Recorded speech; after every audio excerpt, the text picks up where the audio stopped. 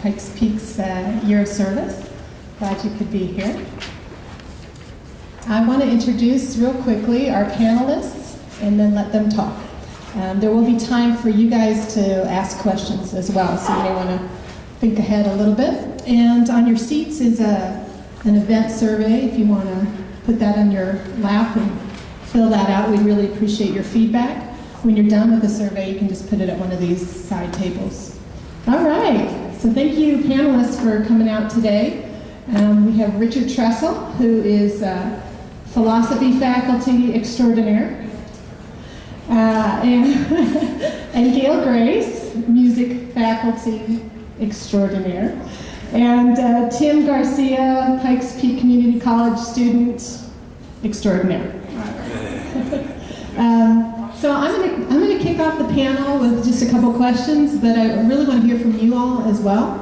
And we'd even like to hear about your experiences with advocacy and activism, if you want to share them. So could you just tell us a little bit about you and your connection with the topic today of activism? I'm going to start you out, Gail, since... Maybe. Hi. I'm usually asked to sing, and so this is new for me to get to talk. She really talks. I'm not going to take very long because I know we have a lot to do, but I went to school. I got my degree, my bachelor degree, at the normal time, whatever normal is, but when I went, it was actually, I went to college in 1969 and graduated in 74 with a music degree, bachelor's degree. And then life took me down another path, and then I didn't start my master's degree until I was 60 years old. And so I finished that at Christmas in 2012. But what that did for me is I was able to connect with education on the level with my students, because I was in school again, instead of having it so long ago. I would have liked to have gotten my master's degree a long time ago, but I didn't get the opportunity. So in doing that, I took this ethics course. Now, all along the way in my life, I went to, what I'm going to talk about is, later is, or now, is white privilege and how that affects classical music. And in my life, I've always thought, why don't we have more Black people and Latinos in our choirs? And why don't we have a Black Mary? Why do we always have Mary and Jesus are white people? I mean, does it matter that she's Black? She wasn't white anyway. You know, so I thought about all these things, but I'm raising my family and I become a single mother and I'm doing all this stuff, so I'm not actively thinking about it. Although when I went to college, I was a hippie, and so I was really heavily involved with what that entailed, which was a lot of drugs and trying to look like I wasn't taking a lot of drugs.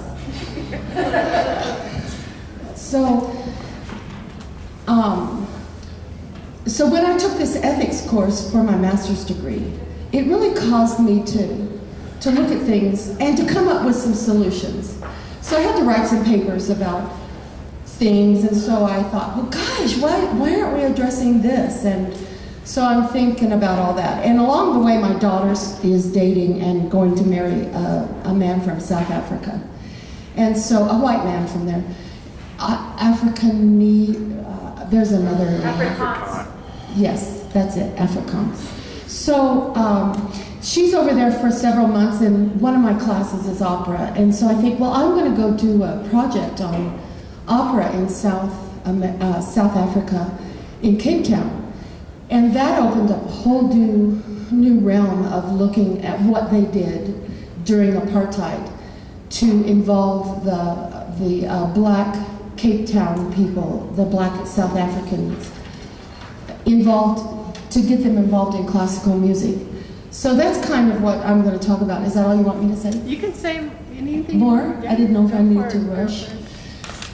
What I came across in all of this is that we have a white privilege everywhere we are, whether we're here in America or abroad. And it's a silent, it's a quiet thing. It's not really that it's supposed to be quiet, it just is. And so when I open up the newspaper or look on the internet, most of the time, I see my race.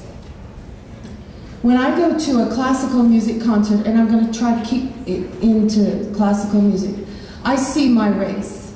I don't see very many. I see Asians. That's in their culture. I don't see very many black people. I don't see very many Latinos. And so, this white privilege is, if we talk about it, I mean, what better person to talk about it than a white person? If a black person talks about white privilege, then they're racist.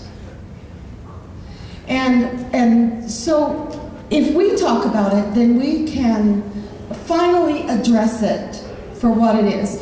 Like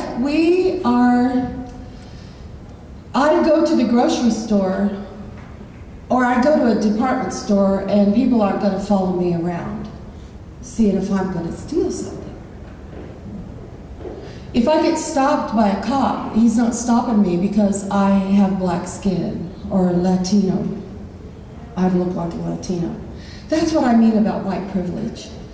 And it opened up a whole new world to me. I could never label it before I took this ethics class.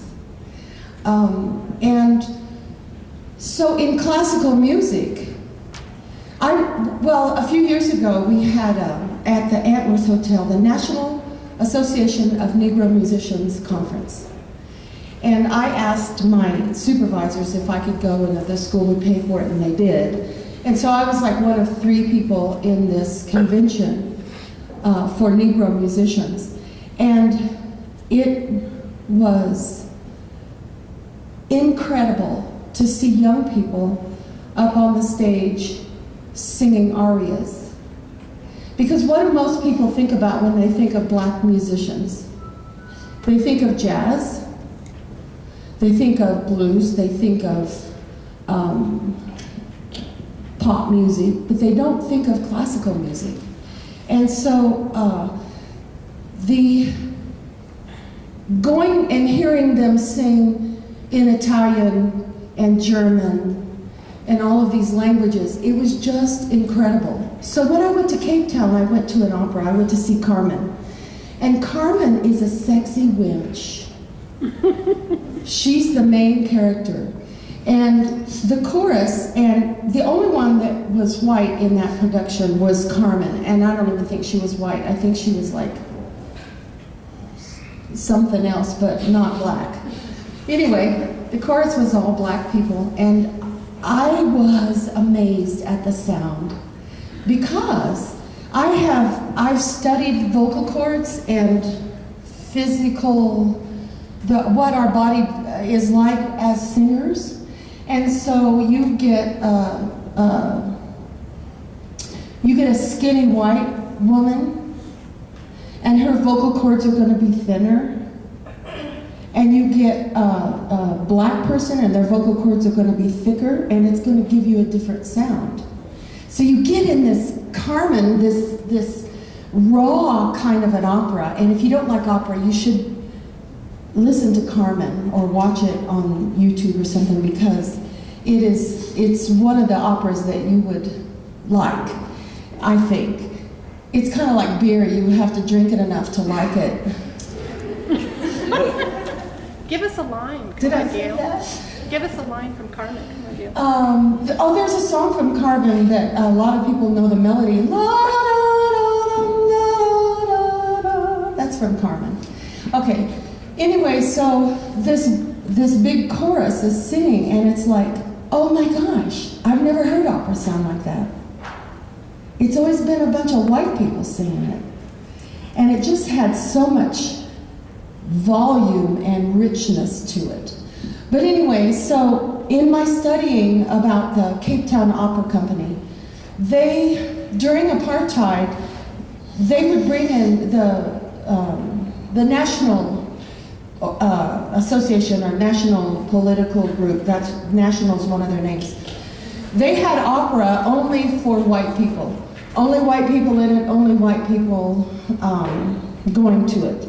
And so the university teamed up with the opera company from Cape Town and decided to offer educational classes for black people in their community, or that came from other parts of South Africa.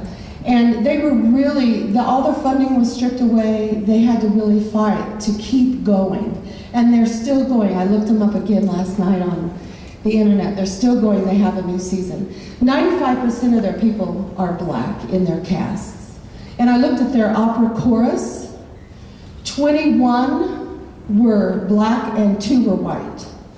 But they would go out to the townships and send taxis to the townships and gather up the people living in the townships and bring them to the downtown to the opera.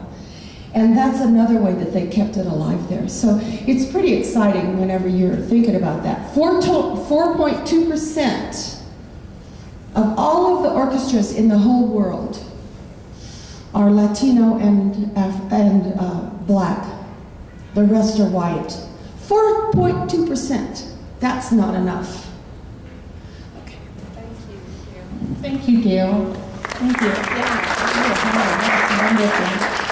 you. I'm going to save, if you could, save your questions for Gail. We'll get those all sort of together at the end here. Who wants to go next? Yeah? Okay. That's nice. Okay. A major oil spill. Blacks harassed on a daily basis by the cops on the streets. Intensive overreach of government into the private lives of citizens with surveillance programs. Big banks foreclosing on, with predatory lending practices, foreclosing on properties and leaving people virtually homeless. The militarization of the police, and that was my first 2 years of college. Many years ago, as a freshman and sophomore. I'm kind of going to focus on that period because it's so relevant to what's happening now. Although my activism, do I sound a little too loud? Oh. No, you're wonderful. Okay. You're great. Although my activism in the community here, 12 years in the interfaith community movement to foster understanding between Jews, Christians, and Muslims, and Buddhists, and through a lot of tensions in the community here and some other things. But this was sort of a life-changing experience. The beaches at University of California, Santa Barbara were the ones followed by the oil spill, and this was one of the birthplaces of the modern environmental movement.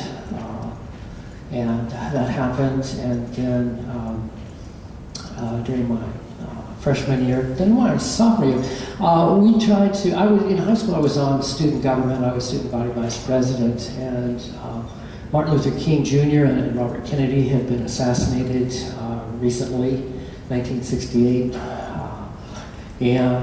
So I got with a group together in my freshman year to bring high school leaders from black high schools in California and white high schools together in kind of a leadership academy at University of California, Santa Barbara.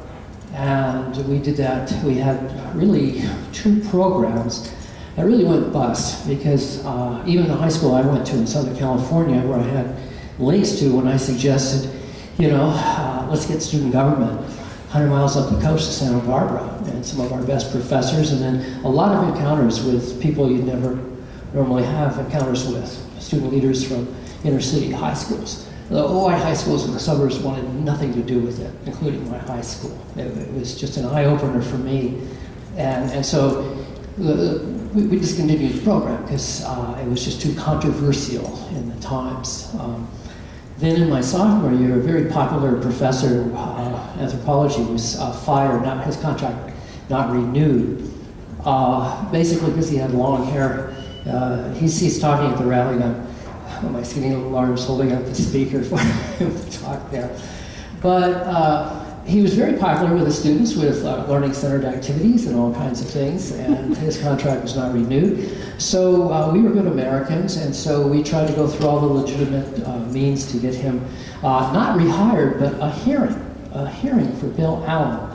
And the administration said, we don't do things that way. There's faculty autonomy, and the faculty senate didn't want to take it up, and so we gathered petitions, 7,776 petitions, signatures, which was about 2/3 of the entire student body at the time of the undergraduate population of UCSB. And we finally, administration pushed us off several times when we received the petition, so we had a march on the administration building, and one of our chants was 7776. No more bureaucratic tricks, you know. And we wanted to deliver the petition to the chancellor, who conveniently was out of town, and they wouldn't have anything to do with it. And so, anyway, finally the dean of students came out with a bullhorn to declare it an unlawful assembly.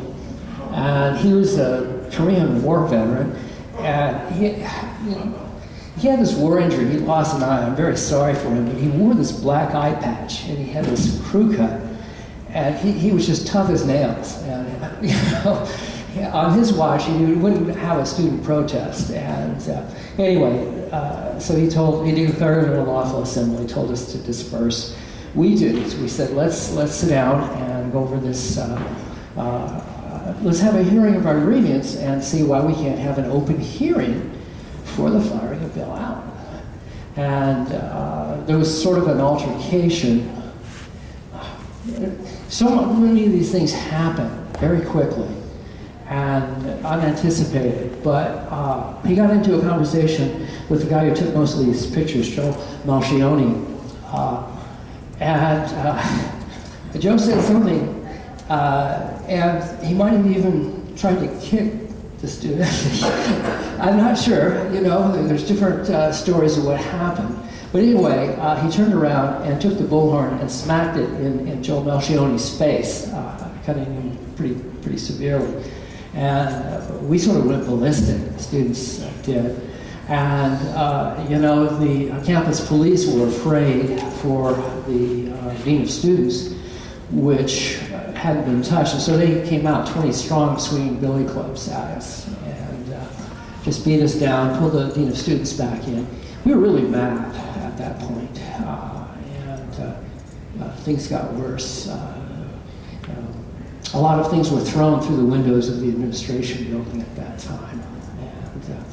And anyway, that was, during that time I had been on the student government, or not the student government at UCSB, but on the paper. I had a regular column about Vietnam, about Bill Allen and things like that. I spoke at one of these rallies as kind of the warm-up group. I was just a sophomore, but they wanted to try and get some younger leadership, not just have the seniors do it. Anyway, the following Monday morning, there was a 4 a.m. Knock on our apartment door, and my roommate, an electrical engineering major, opened it up, and 3 deputies had their guns leveled at him, at his chest, and they wanted to talk with me. They had a warrant for my arrest. I wasn't there. I had the smarts to spend the night at a friend's house because we noticed that there was all kinds of weird police activity in the community that night. And anyway, we finally turned ourselves in, and I was charged with 4 counts of misdemeanor. Later on, lost my scholarship. But the real main stuff happened about 3 weeks later. There were disruptions on campus, a lot of problems, and we had a major speaker come. William Kunstler, at the time, he was a lawyer for the Chicago 7, if that means anything. And beautiful afternoon in sunny Santa Barbara. So we heard an inspiring speech at the stadium. It was all legit. And on the way home, one of the Black Student Union students was walking down the street with a wine jug. And the cops pulled over and arrested him and beat the crap out of him right in front of about, several hundred of us. And we were really mad. at that point. And so the whole rest of the afternoon we were in the local park and talking about everything that happened, how frustrated we were that our petition for the college was, not even looked at. The Vietnam War, most of us were under 21. We were disenfranchised. We didn't have the vote, and a lot of people were dying over there. So anyway, around 5:30 or so, two buses, school buses with 78 police in riot gear, pulled into the center of town and got off the bus, and in full riot gear, and they expected us to run like rabbits. And there was kind of this pivotal moment where they were getting ready to charge us, but instead, we charged them. And what was kind of interesting is spontaneously, the students did this Indian war hoop, and so it was kind of like the natives against the cavalry. And what was kind of interesting is those 78 riot police turned tail and run. They actually ran out of town, left one squad car, one of their police cars behind that was burned. But we were, I don't know how to say it, disciplined rioters. But the headlines in the LA Times said, police withdraw after a 7-hour fight. They withdrew after 45 minutes. They tried to, poke in at various times, but essentially, no emergency vehicles were allowed in town. No press were allowed in. So in essence, it was anarchy. For the first time, it was a student town. And anyway, later on, the Bank of America was burned that night and made the national news. The National Guard came in. That was the first of 3 riots that we had. We had one in February, one in April, and one in June. And anyway, it's hard to explain the context of this and why it happened, but I even have, kind of a souvenir T-shirt from my 20th anniversary here that, it's 20 years and still burning with the bank there. At our 20th year reunion, we burned the bank in effigy. And it sounds crazy, but it was the third riot. The second riot was a police riot, and the third riot, the police ran amok. Even William F. Buckley said this has got to stop. There were sexual assaults against students by the police, the riots. Police. We had 22 members of the UCSB faculty get a letter published in the New York Times about the police riot. And then after another nonviolent protest, where about 600 people were arrested, while we were in jail without provocation, this faculty member's talking, we were cursed, maced, beaten, and put into solitary confinement. Some of us were dragged by the hair, some handcuffed so tightly their hands turned blue. Several of us were beaten severely around the ribs, stomach, and groin, some thrown against the bars of their cells, some forced to stand naked and submit to degrading and perverse comment, some denied necessary medicine, some forced to stand for long periods of time with their nose pressed against the wall. We were all denied sleep, adequate food, and subjected to the lowest kind of verbal abuse. So this is, Santa Barbara County Jail after the arrests came down. It was Abu Ghraib before it happened there. Well, anyway, that's enough of that. Thank you, Richard.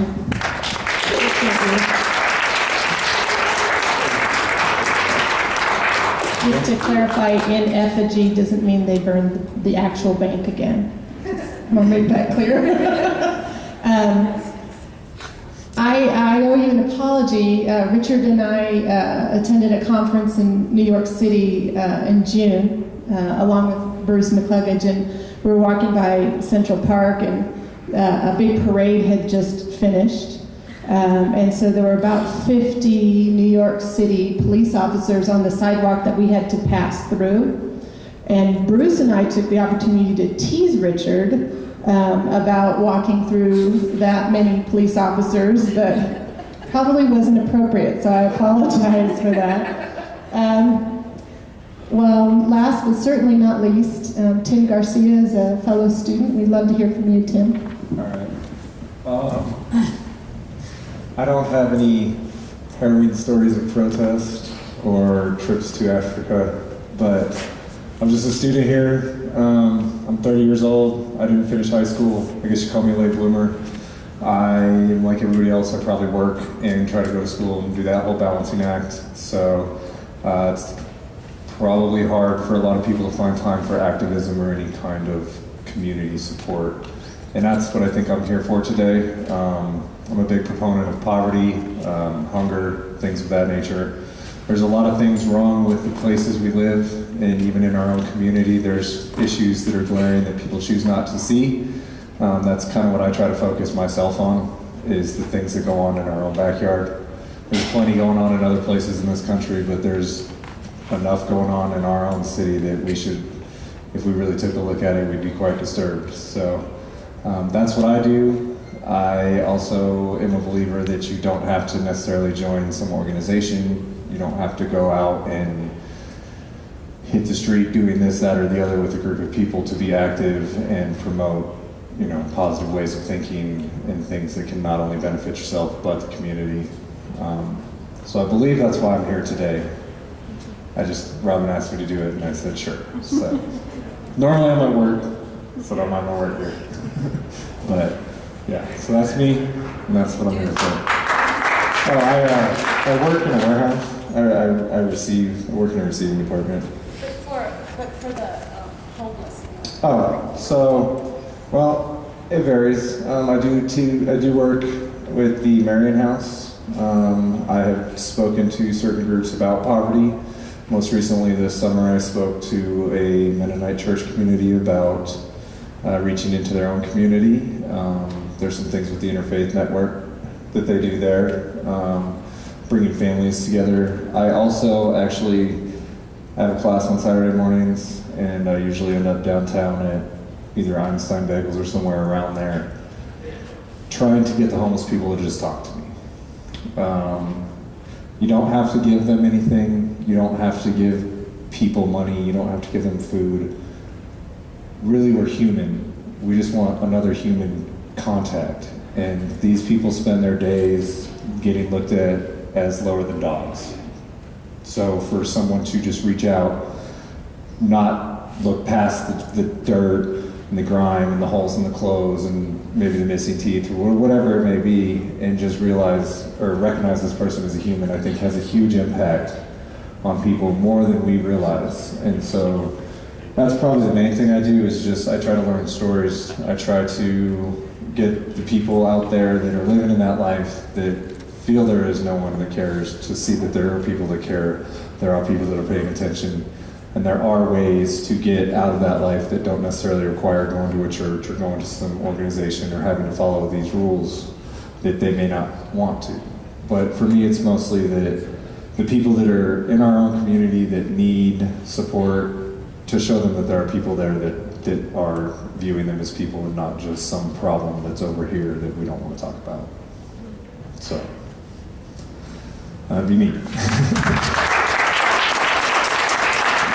That's awesome. Thank you, Tim. So we're ready for some questions. Do you guys have any questions for our panelists this afternoon? Yeah, let me get you that microphone here. My name? I'm Tim. Tim, for you, what's the most powerful story that you talked to somebody about that they told you? I've heard some crazy ones. I've been told everything from the Beatles stole all my music. I've been told everything from the Beatles stole all my music to Paul Simon's my brother or my twin brother, and I'm really the genius, and I've been told that they were financial millionaires. But the most interesting story to me is as a gentleman downtown. His name is Uncle Bob. And Uncle Bob is probably about 50. I don't even know if that's his real name, but that's what he tells me his name is, so that's what we go with. And Bob's probably about 50, maybe a little bit older than that, but he looks like he's about 70. And he just fell on some hard times, had some real bad things happen to him in his life, is not a drug addict, he does not use government systems because he believes that that's leeching, as he puts it. But Bob is a very stand-up guy, and he tells me that one day his life will turn and he'll find the right job and he will get out of the street. But he's not concerned with going and getting help from an organization as much as he just wants people to give him a chance. You know, just because he lives, to me he's one of the more inspiring guys, because he's like, just because I live on the street doesn't mean that I'm not capable of doing things, and I'm not capable of showing up to work, and I'm not capable of being clean when I get there. You know, I live on the street. And a lot of people look at me differently just because I live on the street. And so when I've actually talked to him more than once. He's had a very interesting history. But he's definitely an inspiration to me of how you can connect to people without trying to drive them in a direction of religion or government services or whatever it is that your organization's agenda might be, but just really just recognizing them as someone who, if they want the help, they're going to get it, or maybe they don't know. But in someone like Bob's case, he just wants a chance at life, and he feels that that's where his problem is. It's not that he doesn't have these people willing to help him, it's that he has no opportunity to get out of the rut because $8 isn't going to do it. So, I mean, I guess it's more of an economic injustice type thing for him. He doesn't have any skills per se, and he would like to find someone to give him an opportunity to learn skills. So, but Bob is definitely, if you ever want to meet an interesting guy, go down to Einstein Bagels on Saturday mornings about 7:45 and look for an older gentleman with like an Elmer Fudd hat. You'll find more inspiration about life out of this old man than I think you could probably find in most places. So. Thank you, Tim. Great question. Thank you. Any other questions?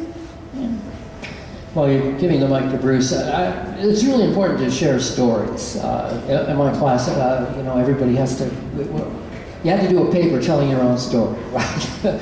And puts you in touch with your own life. And people are not walking stereotypes, whatever their skin color, whatever their socioeconomic status. And sharing a story humanizes the other person. And profound things happen in that. Bruce. Yeah, Richard. Hearing your story, and it's very poignant, very real in your face. We had heard some of these in our past, but you were right there.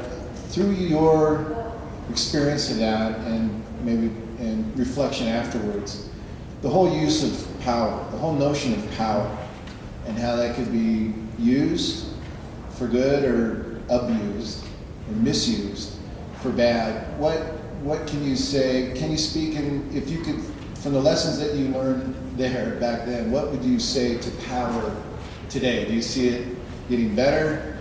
Is there better uses of power? I just saw in our publication here, we had 600 graduates from the police academy, essentially, or police training that we just had here.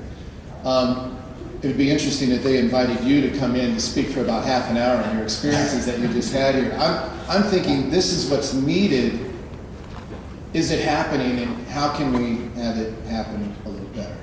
Well, my office is right next door to Ken Morris, former he's a police guy, and several of my students are criminal justice majors and things like that. So I get along fine with law enforcement these days. But power. I can't tell you the sense of power and autonomy. We were Americans, and we were fighting for American values, redress of grievance and disenfranchisement. And when a community comes together and you're not just an isolated individual suffering, it is exhilarating power of the people. And it's the essence of democracy and what Americans are all about. But going against the power of the state is one of the most frightening, terrifying things, because they're always amping it up, several steps over where you might be at any given time. And we really tried to go the legal route and the civil disobedience route.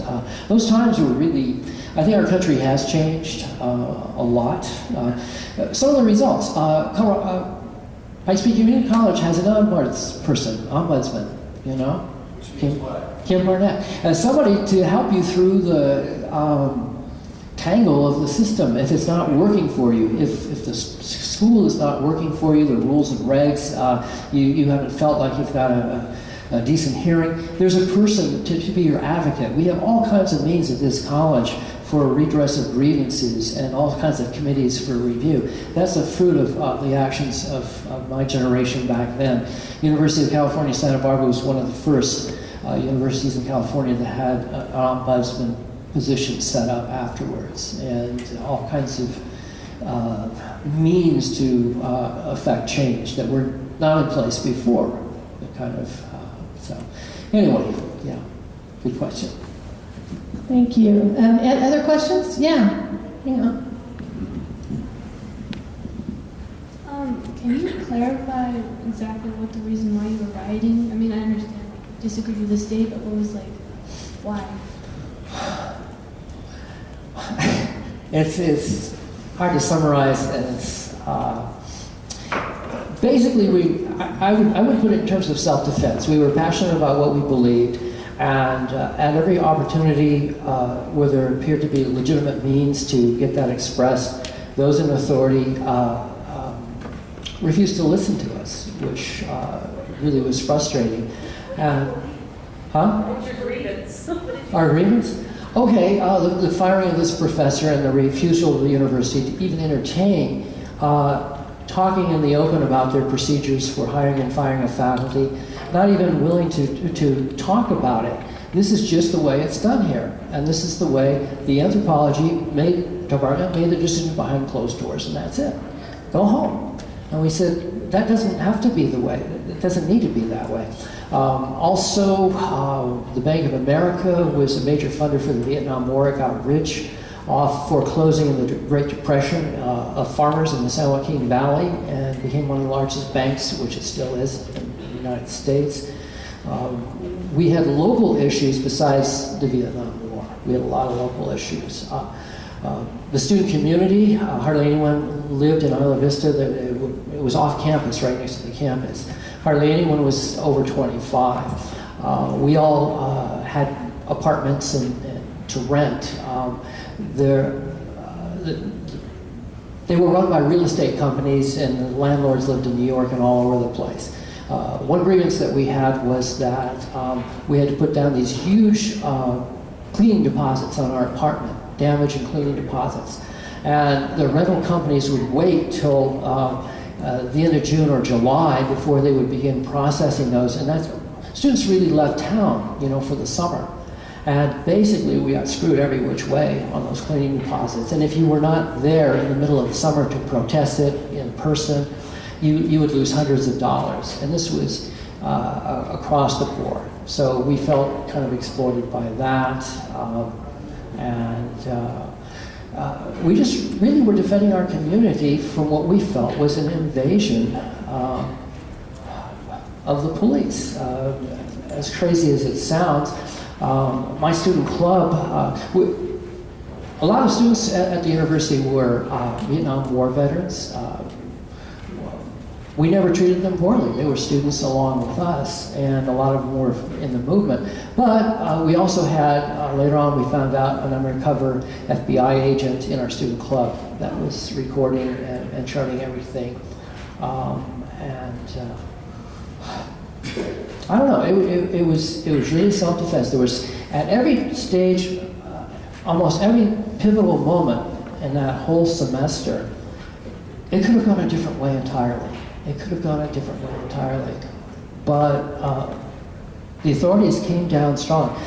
I'll tell you what, a lot of the people who were against the radical people like me got radicalized overnight. When the police would run between apartment buildings chasing after protesters and at random kick open doors and go in and drag whoever was out and arrest them. A lot of these were sorority and fraternity types people who had no interest in rioting or civil disobedience at all. And overnight they were radicalized. In a 3-month period, over 10% of the entire city had been arrested. And we had families, we had faculty members coming out to do nonviolent protest, and they were attacked by the police. So it's those sorts of things that really can't capture it. You really can't capture it. It just seems like an alien planet. I think that we're in the same time. Is this okay? I push the button. On the top. Okay, I do know how to run them up. I just want to say, Richard, because this is, we're probably the same age or close or something. But during those times, you've got to think about, and I'm going to bring some of it to music, like during the 50s, we had Elvis Presley, who he couldn't shake his bottom part on TV, and they were losing the young people. And then along come the 60s, and you have Bob Dylan and the Beatles and the Rolling Stones and rock and hard rock, heavy metal, Van Halen and stuff like that I really like. And the people that were older than us were really afraid that we were going down the wrong track. I can remember walking through, I just went back to my university a few weeks ago, and I remembered I was walking through the main building, and when I went to college, women had to wear dresses. And the second year of college, we could wear pants, but they had to match from the bottom and the top. And then the tops had to come down to where we curved our fingers, and the top fit in that. It wasn't long after that, though, till we started wearing jeans. But I walked through the main administration building barefooted, and the president of the college pulled me in his office, and he said, "We don't go barefooted here." Well, from that time on, I never walked on another sidewalk, because nobody was going to tell me where to walk. And so it was a different time. I mean, it was a different time in that they were afraid that we were going to somehow get out of control. But in some ways, it's not a different time. In some ways, it's not. I mean, when we look at what's going on in Missouri and then all around the nation. So it seems weird, like, what were they afraid of? Like now, whenever people have purple hair or saggy pants and people my age get upset at it, I'm thinking, what are you doing? Big deal. Big deal that they have saggy pants.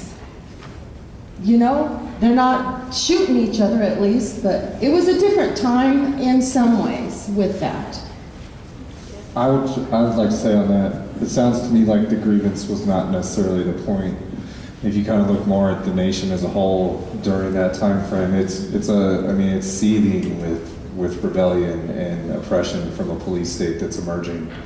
And so when they come into that situation and start oppressing the students with power and overuse of power, from what it sounds like, I can see how you don't really need a grievance. Sure, somebody got fired. Sure, there's the Vietnam War, you're getting funded by the bank, but really you're just upset with your oppression. And when she brings it back to today, and things going on in Missouri, not only in Missouri but nationwide, the oppression now is not necessarily, in my mind, a police state thing or a way where we're being oppressed for this or that, but it's an economic oppression. And we went and we came so far with civil rights and we did all these things and passed all these laws, but really all we did was kind of backdoor everybody into, you still have these people and then everybody else. We just changed the rules of the game instead of changing the game we play. So I can see how the rebelliousness was exploding at that moment in history, especially in our history as a country. Wow, thank you, Tim. Any other questions? Yeah. This one's for the music extraordinaire, I suppose. First of all, do you have a music appreciation class? Yeah. Do I teach one? Yeah. Or do we have them? Okay, because I don't teach one, but we have them. Okay, yeah, because I signed up for one for next semester, so I was wondering if it was you. I was getting excited, but now I'm not. So. I know, I want to teach one again. You should, but I'm a big, I guess, women's rights, sexual violence, women in general activist, and I've done a lot of work with Tessa, which is a sexual violence call line, helpline. I've been a counselor almost at a young age for it. But what is your passion? How is it so different for blacks and whites versus women and men, children, and adults in the music industry? I see a lot of, I guess, men in operas over women, but I don't see a lot of kids in operas, and you said that you don't see a lot of black people in classical music. So why is that more important to you, or maybe more, noticeable versus a child or a woman? I'm so glad you brought that up because it's actually something I wanted to talk about. Children in that field, you have a lot of different things you have to look at, like their education and the time that they're out and so forth. So you're not going to see a lot of children in an opera unless there's a scene for them, and it usually comes early and then they get to go home and do their studies. Now my children were backstage babies, and I put a blanket on the ground, you stay on that blanket, and they did all their homework. They know the lyrics to every musical that I ever did, blah, blah, blah. But one of the other things that I'm very interested in too is women, because there are gender, what do you call it? Biases. So, there are not very many women conductors that direct orchestras. About 35 years ago, I conducted a lot of musicals at the Fine Arts Center.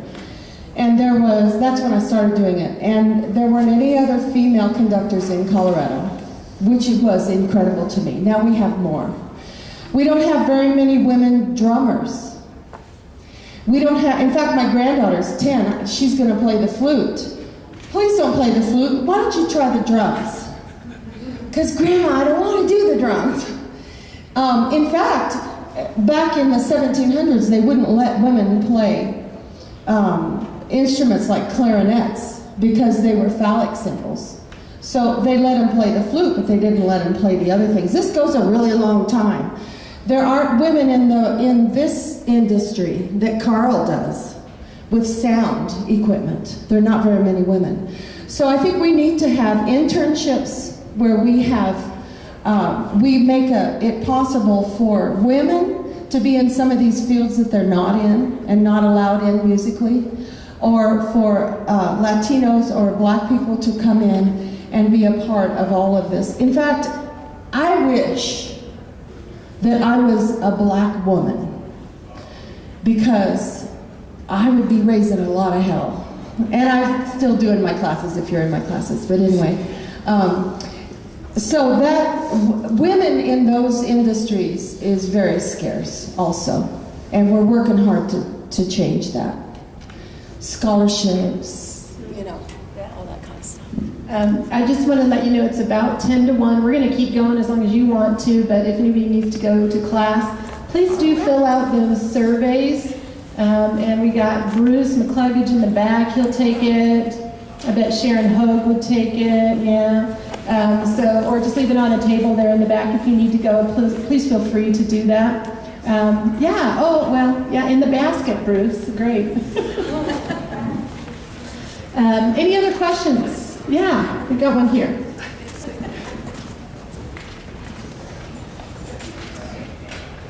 This one's for the music extraordinaire again.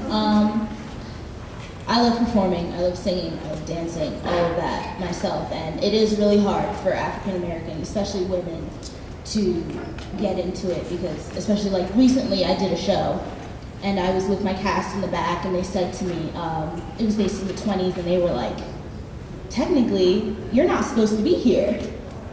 And thinking about it, I was like, really, they're right.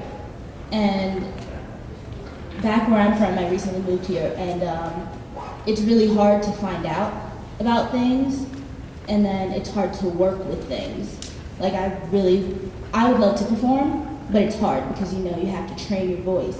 You have to practice dancing all the time. You have to work on acting. So how do you think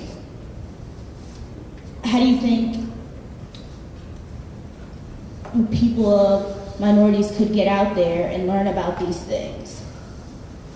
Great question. And you know what I say to you shouldn't be there because it's in the 20s? Hell with that. I have a music theater class. I have an opera scenes class in the fall and a music theater class, scenes class in the spring. And I don't care what color you are, you get the part. And I'll match up, you know, if it hasn't traditionally been done a certain way, so what? So, but I went to a convention this summer in Boston, and they brought in people from Broadway that had, that were in shows and directing shows. And they did a panel, and the one guy said, if you're a black singer in music theater today, you can only sing these certain songs. And I'm thinking, that is so messed up. But that's the way it is right now. But what I could say to you is, if you're here, you can find yourself a voice teacher that'll help you, but ask around to get the right one. And then see if they'll do a reduced rate. So that, because I know that when you're a student, it's hard. Here you can take the lessons in there and they go through your FAFSA and all that. But also there's YouTube. I'm telling you, we never had that. But there are a lot of good lessons on YouTube too that you can do. But all I can say is that you start asking around. If you go to a show and you go for a student rate, you should go to every show that there is in town. And if you can afford to go in, I'm sure that there's some way that you could get in the doors. Yeah. Do you know about the FAC deal for students? The Fine Arts Center? Yeah. So on the day of the show, students, you're all members of FAC. All of you are members of the Fine Arts Center because we have an institutional membership. $10 for any show. On the day of the show, you just call. Say you're a student, you have to show your student ID. That's a deal. That's a great deal. So I'm very talking to you. Yes, I know. And so go to every show that you can, and then you start asking the people in the show, who do you study with? How do you do this? How do you do that? Well, how do you find out that there's an audition? And that kind of thing. And then your teacher that you take from should be able to find out those kinds of things. So work within the community that you're in, and then start doing your stuff now, and then you'll be ready to move. If you go to New York now, they'd probably chew you up